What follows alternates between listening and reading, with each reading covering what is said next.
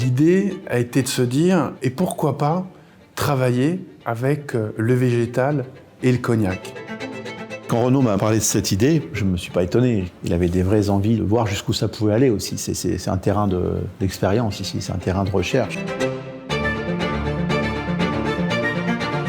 J'ai eu l'occasion de venir dans cette sublime maison et de découvrir l'ensemble du process qui fait des grands cognacs. La distillation, l'élevage, l'assemblage. Et pour un chef comme moi, cette aventure m'a ouvert des portes extraordinaires. Il y a une grande similitude entre le métier de chef et le métier de maître assembleur, parce qu'on passe ce temps à chercher les ingrédients parfaits pour après faire une création. J'ai rencontré Yann Fillou qui m'a dit si tu veux réussir à avoir quelque chose d'incroyable, tu dois assembler. Et c'est là que j'ai compris que je devais cuire mes éléments de façon séparée et ensuite de faire un assemblage pour créer la sauce parfaite. Après la fermentation, chez nous, vient la distillation.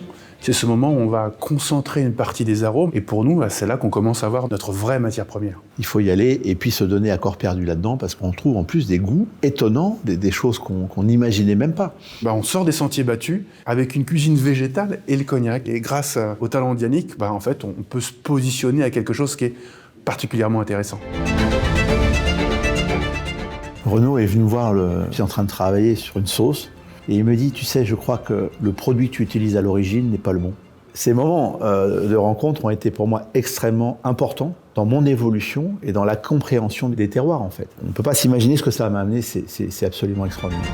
Je pense que c'est juste cette notion du détail qui nous émeut, qui nous intéresse, pas toujours perceptible, je dirais, en général, mais qui fait de nous des personnes qui sont passionnées et éternellement insatisfaits. Ce travail qu'on partage, en fait, c'est le travail un peu de l'ombre, mais c'est celui qui nous permet d'arriver au top de nos créations. L'accumulation de ces détails qu'on ne voit pas mais qu'on perçoit font la grande cuisine.